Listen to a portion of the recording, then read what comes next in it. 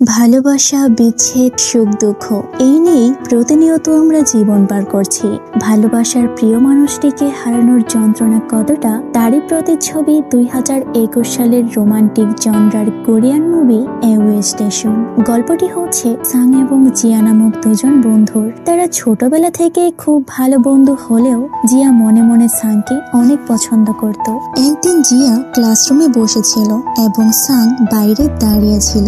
জিয়া দূর থেকে সাংকে দেখে এবং তাদের দুজনের স্কেচ বানায়। কিছুক্ষণ পর জিয়া লক্ষ্য করে দেখে সাং বেহুশ হয়ে পড়ে আছে। এই দেখে সে ক্লাস থেকে দৌড়ে বেরিয়ে যায়। জিয়াকে এইভাবে দৌড়াতে দেখে তার বন্ধু হায়ন তার পেছু পেছু চলে যায়। তখন সাংয়ের বন্ধু জিন তাকে কাঁধে করে তাদের স্কুলের মেডিকেলে নিয়ে আসে। কিছুক্ষণ পরে সাংয়ের জ্ঞান ফিরে আসে। মেডিকেলের স্টাফ থেকে জানায় ভালো কোনো ডক্টর দেখাতে। সাংয়ের সাথে জিয়াও যাচ্ছিল ডক্টরের কাছে। যেতে যেতে সাং তাকে জানায় এত সুন্দর মৌসুমে ক্লাসরুমে বসে ক্লাস না করে বাইরে খেলাধুলা করতে তার অনেক ভালো লাগে। জিয়া বলে, তুমি কি মোটেও পড়ালেখা করতে চাও না? সাং তাকে জানায়, তুমি আসলে যেমনটা ভাবছো তেমন না। আমি একদিন সবকিছুই ভুলে যাব, কারণ আমারও আমার মায়ের মতো মেমোরি লস ডিজিজ বা অ্যালজাইমার রয়েছে। যেভাবে আমাকে আমার মা একদম ভুলে গিয়েছে, আমিও একদিন এই পুরো পৃথিবীকে ভুলে যাব। জিয়া বলে, তুমি একটু বেশি চিন্তা করছো। আমাদের বর্তমানের দিকে ফোকাস দেওয়া উচিত, কারণ ভবিষ্যতে কি হবে তা আমরা কেউই জানি না। এরপর কেটে যায় অনেক বছর। জিয়া বর্তমানে একটি কোম্পানিতে জব করছে। তার একটি বয়ফ্রেন্ডও আছে। ছেলেটির নাম হলো ডং। জিয়া ফোনে কথা বলছিল এবং কেউ একজন তাকে দেখা করতে বলতেছে। তখন তার বস তাকে কিছু একটা বলার চেষ্টা করে, কিন্তু সে তাকে ইগনোর করে চলে যায়। লোকটি ভাবে তার থেকে হয়তো বাজে স্মেল আসছে, আর এই জন্যই জিয়া তার সাথে কথা বলেনি। অন্যদিকে সাং বর্তমানে একটি বেকারি শপ খুলেছে। তার বিজনেস খুব ভালোভাবে চলছিল। এরপর জিয়া খুব ভালো একজন ডক্টরের সাথে দেখা করে। ডক্টরটাকে জানায়, তোমার প্রবলেমটা আবারও বেড়েছে, তোমাকে আরেকবার কেমোথেরাপি নিতে হবে। জিয়া বলে তার এই প্রবলেমের ব্যাপারটা তার মা যেন কোনোভাবেই জানতে না পারে। এরপর কেউ একজন জিয়াকে বার্থডে কেক পার্সেল পাঠায়। সে তার মাকে ফোন করে জিজ্ঞেস করে, তার মা জানায় তিনি পাঠাননি। তার বন্ধু হায়ন পাঠাতে পারে, কারণ সেও জানতো আজ তার বার্থডে। এরপর জিয়া তার বয়ফ্রেন্ড ডংকে জানায় তার ক্যান্সার হয়েছে। ঢং ভাবে জিয়া তার সাথে মজা করছে, কিন্তু জিয়ার কথাগুলো সত্যি ছিল। পরের দিন জিয়া তার ডক্টরকে মেসেজ দিয়ে জানায় সে বাড়ি যাচ্ছে। বাড়ি থেকে ফিরে এসে সে কেমোথেরাপি নেবে এবং সে আবারও বলে ব্যাপারটা যেন তার মা কোনোভাবেই জানতে না পারে। এরপর জিয়া কয়েকদিনের ছুটিতে বাড়িতে আসে। তার মায়ের কাছ থেকে জানতে পারে জিয়ার সেই ডক্টর হচ্ছে তার কাজিন। এই কারণে সেই ডক্টর জিয়ার প্রতি এত বেশি মনোযোগী ছিল। এরপর জিয়ার সাথে তার বন্ধু হায়ন এবং জিনের দেখা হয়। জিন বলে, তোমাকে অনেক বেশি বয়স্ক এবং অসুস্থ লাগছে, আসলে তোমার হয়েছেটা কি? হায়ন তাকে বলে, কারো সাথে এভাবে কথা বলতে হয় না, এমনটা করলে তোমাকে সারা জীবন সিঙ্গেল থেকে মরতে হবে। হায়ন বর্তমানে একজন টিচার এবং জিন একজন সিভিল ইঞ্জিনিয়ার। জিয়া সাং এর ব্যাপারে জিজ্ঞেস করে। তারা তাকে জানায় সাং এর একটি বেকারি শপ রয়েছে। সে অনলাইন এবং অফলাইন দুইভাবেই খুব ভালো করে সেল করে। তখন জিয়া ভাবে তার বার্থডে কেকটা হয়তো সাংয়ে পাঠিয়েছে। জিয়া তাদেরকে বলে, তোমরা কেউ কি আমার অ্যাড্রেস সাংকে দিয়েছিলে? এখানে অবাক করা বিষয় হলো সাং এবং জিয়া এত ভালো বন্ধু হওয়া সত্ত্বেও বর্তমানে তাদের মধ্যে কোনো প্রকার যোগাযোগ নেই।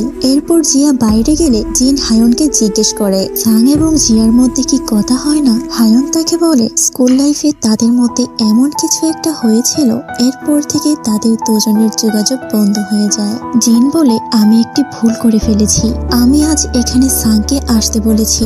এটা শুনে হায়ন অনেক বেশি খুশি হয়ে যায় এবং বলে, তুমি ঠিক করেছো। এরপর জিয়া যখন বাইরে বসেছিল তখন সেখানে সাং চলে আসে। সাংকে দেখে জিয়া অবাক দৃষ্টিতে তাকিয়ে থাকে। সাং তাকে বলে, তুমি আগের থেকে অনেক বেশি সুন্দরী হয়ে গেছো। আসলে বড় শহরে থাকার ব্যাপারটাই আলাদা। এরপর তারা রেস্টুরেন্টের ভেতরে আসে। তাদের দুজনকে একসাথে দেখে হায়ন জিনকে ধরে বাইরে নিয়ে যায়, যাতে করে তারা দুজন একসাথে কিছুক্ষণ সময় কাটাতে পারে। জিয়া বুঝতে পারে তার বার্থডে কেক সাং পাঠিয়েছিল। জিয়া তাকে ধন্যবাদ জানিয়ে বলে, আমার জন্ম তারিখ তোমার মনে ছিল? সাং বলে, গত 7 বছর তুমি একবারও আমাকে ফোন করোনি, কিন্তু আমি তোমার সম্পর্কে সবকিছুই মনে রেখেছি। এটা শুনে জিয়া সাংকে স্কুলের সময়কার কিছু ঘটনা জিজ্ঞেস করে। সাং সবকিছুই মনে রেখেছে। তার মেমোরি লস ডিজিজ হওয়ার সত্ত্বেও জিয়ার সাথে কাটানো প্রত্যেকটা সময় তার মনে আছে। এদিকে জিয়া অনেকটাই ইমোশনাল হয়ে পড়ে। সাং বলে, এত ইমোশনাল হওয়ার কি আছে? জিয়া বলে, তুমি যদি আমার বিষয়ে সবকিছুই মনে রেখে থাকো, তাহলে 7 বছর আগে কেন বলেছিলে তুমি আমাকে মনে রাখতে পারবে না, তুমি আমাকে ভুলে যাবে? আর কেনই বা বলেছিলে আমাদের কন্ট্রাক্ট অফ করে দিতে? এই বলে সে চলে যায়। বাড়ি ফিরে এসে সে তার মাকে বলে, কাল আমি চলে যাব, কিন্তু পরের বার অনেক দিনের ছুটি নিয়ে আসব। তার মা তাকে বলে, তুমি যদি এত ছুটি নাও, তোমাকে কি জব থেকে বের করে দিবে না? জিয়া বলে, তাহলে আমি অন্য কোম্পানিতে জব নিয়ে নেব, এত চিন্তা করতে হবে না। এরপরের দিন জিয়া অফিসে গিয়ে তার বসকে রেজিগনেশন লেটার দেয়। সে তাকে জানায় সে এই চাকরিটা ছেড়ে দিতে চায়। এটা শুনে তার বস খুব অবাক হয়ে যায় এবং জিজ্ঞেস করে, তুমি জবটা কেন ছেড়ে দেবে? তখনই জিয়া সেখানে ডংকে দেখতে পায় এবং তাকে দেখে সেখান থেকে পালাতে শুরু করে, কিন্তু ডং তাকে দেখে কথা বলতে চায়। জিয়া তাকে মানা করে দেয়। সে বলে, প্লিজ আমার সাথে আর কথা বলার চেষ্টা করো না। এরপর জিয়া তার সমস্ত জিনিসপত্র নিয়ে তার মায়ের কাছে চলে আসে। এই দেখে তার মা জিজ্ঞেস করে, তোমার কি কোনো সমস্যা হয়েছে? তুমি কি ঠিক আছো?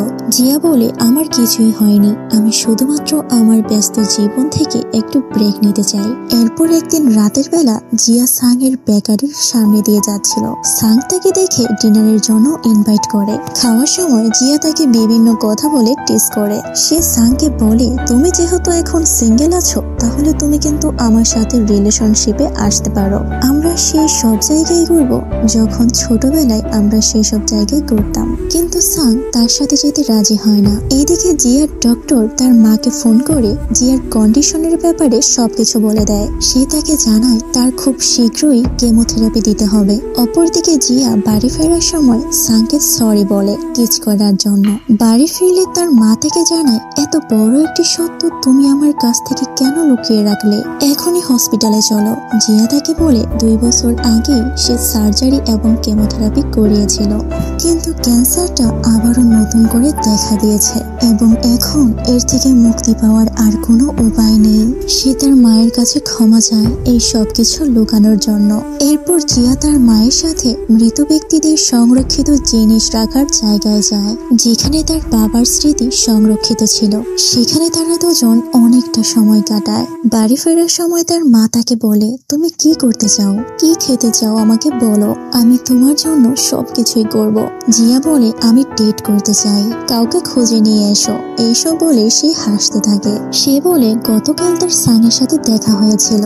ছোটবেলায় আমরা কত ভালোই বন্ধু ছিলাম, তাই না? আমি তাকে প্রপোজ করেছি, কিন্তু সে আমাকে রিজেক্ট করে দিল। স্কুল সময়গুলোতে সে আমাকে অনেক পছন্দ করত, কিন্তু জানি না এখন সে কেন এমন হয়ে গেল। সে তার বাবা মা দুজনকেই হারিয়েছে, কিন্তু এত কিছুর পরেও সে মানসিকভাবে কখনো ভেঙে পড়েনি। আসলে তার চেয়ে বেশি আমি তাকে পছন্দ করতাম। এরপর জিয়ার মা সাংয়ের সাথে দেখা করে। তিনি জিয়ার কন্ডিশন সম্পর্কে সাংকে বলতে চাইছিল, কিন্তু তিনি কি বলবে এটা সে বুঝে উঠতে পারছিল না। তিনি বলেন, আমি জানি তোমরা একে অপরকে পছন্দ করো, তোমরা রিলেশনে যাচ্ছ না কেন? এই বলে তিনি চলে আসেন। দেখা যায় আগের চেয়ে জিয়া এখন আরো বেশি অসুস্থ হয়ে পড়েছে। সে হায়নকে ফোন করে এবং হায়ন জিনকে এই বিষয়টা সম্পর্কে জানায় এবং তার বয়ফ্রেন্ড টম তার অসুস্থতার ব্যাপারে জানতে পারে। এরপর সিনে আমরা দেখতে পাই জিয়া এখন হসপিটালে ভর্তি। তাকে দেখার জন্য হায়ন ও জিন আসে। কিছুক্ষণ পর সেখানে ডংও চলে আসে। সে জিয়াকে উন্নত চিকিৎসার জন্য শহরে নিয়ে যেতে চায়। জিয়া তাকে বলে সে অনেক আগেই সার্জারি করিয়েছে, এখন হয়তো তার হাতে আর বেশি সময় নেই, তাই এই সময়টা সে তার ফ্যামিলি এবং বন্ধুদের সাথে কাটাতে চায়। জিয়ার এসব কথা সাং বাইরে থেকে শুনতে পেয়ে অনেক বেশি কষ্ট পায়, কারণ কয়েকদিন আগে আগেই জিয়া তাকে প্রপোজ করেছিল, কিন্তু সে তাকে ফিরিয়ে দিয়েছিল। এই ভেবে সাং তার সাথে দেখা না করে সেখান থেকে বেরিয়ে যায়। সে কোনোভাবেই নিজেকে ক্ষমা করতে পারছিল না। অপরদিকে জিয়ার মা ডক্টরের সাথে কথা বলছিল, জিয়াকে আরেকবার কেমোথেরাপি করানো উচিত। তখন জিয়া এসে বলে, আমার জায়গায় তুমি হলে কি করতে? নিশ্চয়ই ফ্যামিলি এবং বন্ধুদের সাথে সময় কাটাতে, তাই না? আমাকে এটাই করতে দাও। এই বলে সে তার মাকে নিয়ে বাড়িতে চলে আসে। এরপরে সিনে জিয়া এবং সাং একটি লেকের পাড়ে দাঁড়িয়ে কথা বলছিল। তখন সাং তাকে প্রপোজ করে। এই কথা জেন শুনতে পেয়ে সবাইকে বলে দেয়। সেখানে তারা সকল বন্ধুরা মিলে আড্ডা দিচ্ছিল। এরপরে সিনে সাং জিয়াকে তার শপে নিয়ে আসে। সাং এবং তার বন্ধুরা মিলে জিয়ার জন্য একটি সারপ্রাইজ রেডি করে রেখেছিল। শপে ঢুকেই সাং জিয়াকে বিয়ের জন্য প্রপোজ করে। জিয়া বলে, তুমি কি পাগল হয়েছো? গতকালই তো আমাকে গার্লফ্রেন্ড বানালে, আর আজই আমাকে বিয়ের জন্য প্রপোজ করছো? সাং বলে, আমরা গত 20 বছর ধরে একে অপরকে পছন্দ করি, তাই আমরা চাইলে যে কোনো সময়ে বিয়ে করতে পারি। গত 7 বছর আমি শুধু তোমার কথাই ভেবেছি। কিন্তু জিয়া বলে, আমি তোমার কথা ভাবিনি। স্কুলের সময় আমরা অনেক ছোট ছিলাম, তাই ওই পাগলামোগুলো এখন আর করো না। কিন্তু সাং তার সিদ্ধান্ত নড়চড় করে না। সে বলে, তুমি কিসের জন্য এত ভয় পাচ্ছ? আমি তোমাকে ভুলে যাব এই জন্য, নাকি তোমার কাছে আর বেশি সময় নেই এই জন্য?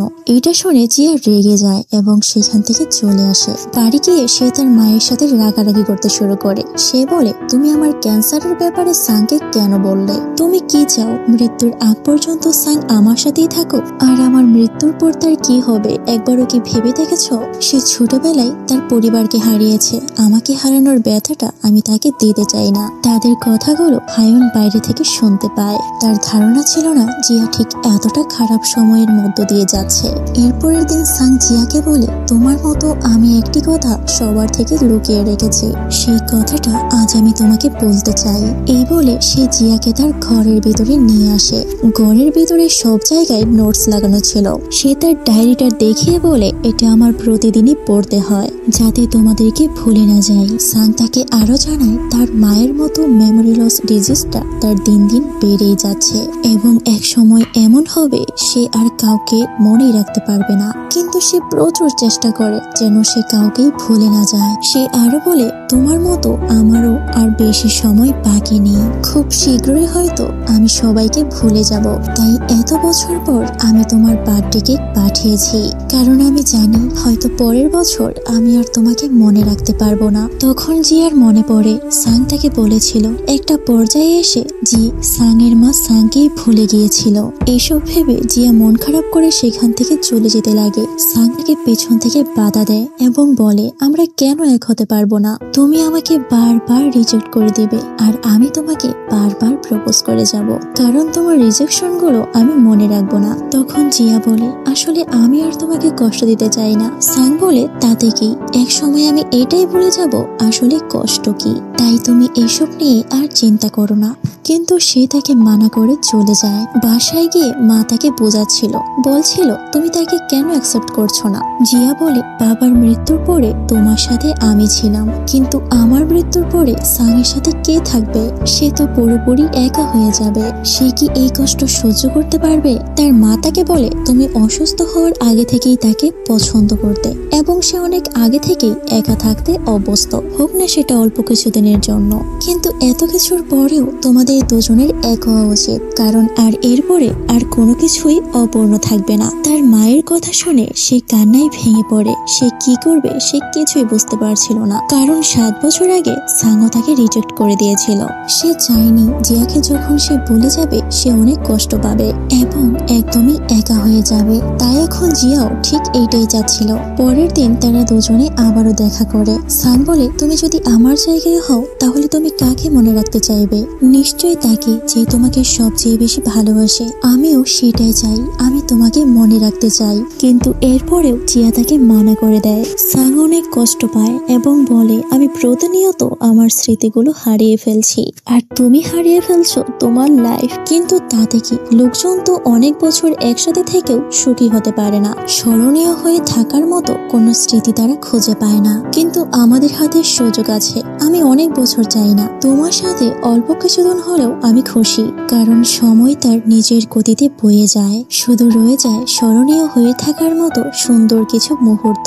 সাংয়ের সমস্ত কথা শুনে জিয়া অবশেষে তাকে গ্রহণ করে নেয়। তারা দুজন বিয়ে করে একসাথে থাকা শুরু করে। তারা প্রত্যেকটা মুহূর্ত এতটা সুন্দরভাবে উপভোগ করে যেন সেই মুহূর্তগুলো পরবর্তীতে স্মৃতি হয়ে থাকে। দেখা যায় সাং রাতের বেলা বসে কিছু জিনিস মুখস্থ করছে, যেমন জিয়ার বার্থডে, বাসার অ্যাড্রেস এবং ছোটখাটো অনেক কিছু। অর্থাৎ সাং এই বিষয়গুলো প্রতিদিন মুখস্থ করত যাতে সে কোনো কিছুই ভুলে না যায়। জিয়া তাকে একটি লকেট দেখায় এবং সে বলে স্কুলে থাকার সময় সে তাকে এটি উপহার দিয়েছিল। এটার ব্যাপারে সাং একদমই ভুলে গিয়েছে, কিন্তু জিয়া বলার পরে আবারও তার সেই স্মৃতিটা মনে পড়ে। কিন্তু এর পরের দিনই আবারও সে সেই লকেটটা চিনতে পারে না। বোঝা যায় সাংয়ের কন্ডিশন দিন দিন খারাপের দিকে যাচ্ছে। বর্তমানে সাং ঠিক ততটুকুই মনে রাখতে পারে যতটুকু সে লিখে রাখে। এরপর পরিষ্কার করার সময় সে জিয়ার ওষুধগুলো আলমারিতে তুলে রাখে। রাতের বেলা জিয়ার প্রচন্ড শরীর খারাপ করে, তার পেন কিলারের প্রয়োজন ছিল। সাং সব জায়গায় খোঁজেও তার সেই ওষুধগুলো পাচ্ছিল না। জিয়া বলে কিচেনের আলমারিতে দেখো, কিন্তু তাও সাং ভুল জায়গায় খুঁজছিল এবং অবশেষে ওষুধগুলো সে পেয়ে যায়। এরপর তারা দুজন বাহিরে যায়। সাং প্রচন্ড মন খারাপ করেছিল, কারণ তার জন্যই হয়তো জিয়ার আজ অনেক বড় ক্ষতি হয়ে যেত। জিয়া বলে তুমি কোনো ভুল করনি, এত গিল্টি ফিল করার কিছুই হয়নি, কারণ নিজের ওষুধ নিজেকেই সামলে রাখতে হয়। তাই আজকের পর থেকে এরকম ছোট ছোট বিষয় নিয়ে একদমই গিল্টি ফিল করবে না। এইভাবে কয়েকদিন কেটে যায়। একদিন সকালে ঝুম বৃষ্টি হচ্ছিল। তারা দুজন বসে বসে সেই বৃষ্টি দেখা উপভোগ করছিল। জিয়া বলে আমার একদমই আগে বৃষ্টি ভালো লাগতো না, কিন্তু এখন ভালো লাগতে শুরু করেছে। বৃষ্টি হচ্ছে আমাদের হৃদয়ের গভীরতার মতো, আর আমাদের হৃদয় হচ্ছে একটি ইউনিভার্সের মতো। এই হৃদয়ে আমরা একসাথে কত কিছুই না সামলে রাখি। সাং বলে আচ্ছা, আমাদের ইমোশন মেমোরিগুলোকে আমরা কি আলাদা করতে পারবো? কারণ মেমোরিজ গুলোকে তো আমি ধীরে ধীরে ভুলে যাব। তাই যদি ইমোশনস গুলো থেকে যায় তাহলে সেটাই হবে আমার সবচেয়ে বড় পাওয়া। জিয়া তাকে বোঝায় এবং বলে ইমোশন গুলো অবশ্যই থেকে যাবে, কারণ ইমোশন থাকে হৃদয়ে, মস্তিষ্কে নয়। এরপর জিয়া সাংয়ের ডায়েরিটা পড়ে। সেখানে সাংয়ের পছন্দের কিছু খাবারের নাম লেখা ছিল, তার মধ্যে আইসক্রিম ছিল সবার উপরে। এদিকে জিয়ারও আইসক্রিম খেতে ইচ্ছে হয়। সাং তখন আইসক্রিম আনতে চলে যায়, কিন্তু ফেরার সময় সে রাস্তা ভুলে যায়। সাং তার ডায়েরিটা আনতেও ভুলে গিয়েছিল। সে কি করবে কিছুই বুঝতে পারছিল না। অপরদিকে জিয়ার মা তাকে দেখতে আসে। তিনি দেখতে পান জিয়া যন্ত্রণায় ছটফট করছে। তিনি তখনই জিয়াকে হসপিটালে নিয়ে আসে। ওদিকে সাং প্রচন্ড হতাশ হয়ে এক জায়গায় বসেছিল। সে কিছুতেই তার বাসার অ্যাড্রেস মনে করতে পারছিল না। এমনকি সাং তার ফোনটাও বাসায় ভুলে রেখে গিয়েছিল। তাকে কোথাও খুঁজে না পেয়ে জিন তার বাসায় চলে আসে। তখন সাংও কোনোভাবে তার বাসায় চলে আসে, কিন্তু জিয়াকে ঘরে দেখতে না পেয়ে সাং জিনের কাছে জিয়ার ব্যাপারে জিজ্ঞেস করে। জিন বলে আমার সাথে চলো। সাং তখন বলে কেন, কি হয়েছে? জিন তখন কেঁদে ফেলে এবং বলে সে আমাদেরকে ছেড়ে চলে গিয়েছে। সাং বলে কোথায় গিয়েছে? চুপ করে আছো কেন, বলো, কান্না করছো কেন? এই বলে সাং তার চোখের পানি আর কোনোভাবেই আটকাতে পারে না। এরপর কেটে যায় আরো বেশ কিছুটা সময়। সাং এখনো জিয়ার স্মৃতিগুলো প্রতিদিনই মনে করে যাচ্ছে। তখন হঠাৎ করে মনে পড়ে জিয়া তার জন্য মাটির নিচে কোনো কিছু একটা পুঁতে রেখে গিয়েছিল।